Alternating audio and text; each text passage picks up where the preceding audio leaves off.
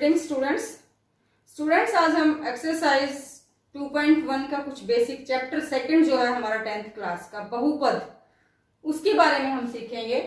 Class 10th का chapter second है हमारा बहुपद कि इस बहुपद क्या होता है, ये हमने 9th क्लास में पढ़ा था। अब हमने पढ़ना है कि बहुपद के शून्यक क्या होते हैं। तो बहुपद के शून्यक,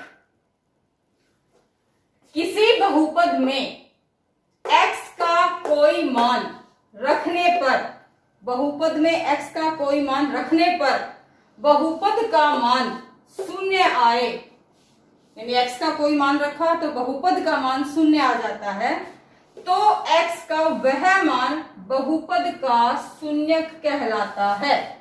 तो वह बहुपद का शून्यक कहलाएगा। जैसे मैं यहाँ के आपको उदाहरण देती हूं, एग्जाम्पल।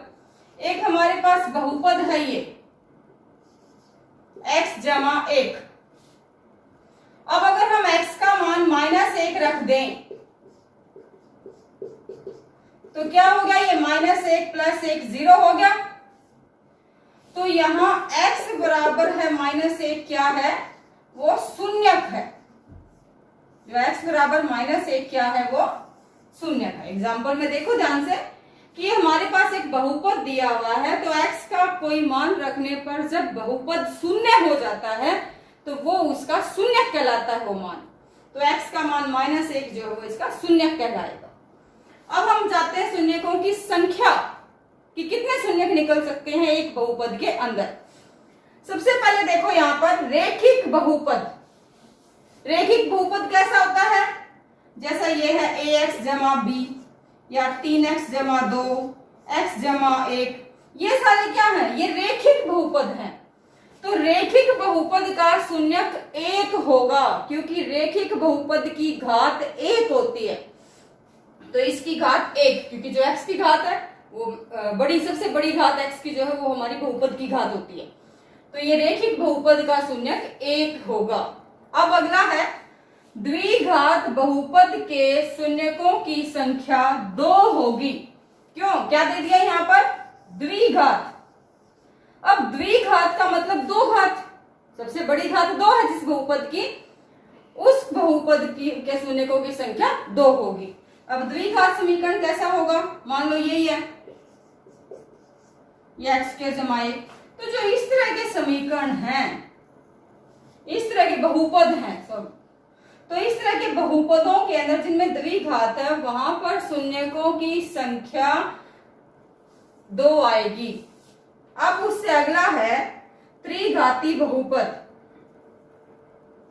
त्रिघाती बहुपद में, त्रिघाती नाम से ही समझ में आ रहा है कि घात 3 है, तो 3 घात वाले बहुपदों में शून्यकों की संख्या 3 आएगी। ये हम शून्यकों को निकालना भी सीखेंगे। द्विघात बहुपद के शून्यक 2 निकलेंगे, वो हम 2.2 एक्सरसाइज में सीखेंगे हम इसके बारे में। और बहुपदों की संख्या कैसे करनी है, ग्राफ की सहायता से बहुपदों की संख्या कैसे देखते हैं, वो हम 2.1 में देखेंगे। स्टूडेंट्स अभी हम एक्सरसाइज 2.1 करेंगे। 2.1 एक्सरसाइज में शून्यकों की संख्या बतानी है ग्राफ देखकर। ये 1 मार्क्स में क्वेश्चन आता है। अब यहां पर देखिए, यहां पर हमारा ग्राफ ये है, ये x अक्ष है, ये आपका y अक्ष है, और उसके ऊपर हमारे पास ग्राफ ये है। तो यहां पर शून्यकों की संख्या क्या होगी, 0 होगी। और क्यों होगी, x का मान निकालते हैं ना, शून्यकों का मतलब है x का मान। तो x अक्ष पर ग्राफ जहां जहां काट रहा है, x अक्ष पर, वो शून्यक कहलाएगा। तो ये तो x अक्ष पे कहीं पे भी नहीं काट रहा ग्राफ, तो ये है, तो यहां शून्यकों की संख्या 0 होगी। अगले क्वेश्चन में देखो, यहां पर क्या है, ये है ग्राफ, ये x अक्ष है, ये y अक्ष है। तो ये शून्यकों की संख्या यहाँ क्या होगी, x अक्ष पर कहां काट रही है, एक बिंदु पर काट रही है, तो शून्यकों की संख्या 1 होगी। अगला तीसरा क्वेश्चन, इसमें ग्राफ ये दिया हुआ है, x अक्ष पर गिनो हमारे पास कहां पर, 1 2 3 जगह काट रही है x अक्ष पर, तो यहां पर शून्यकों की संख्या होगी 3।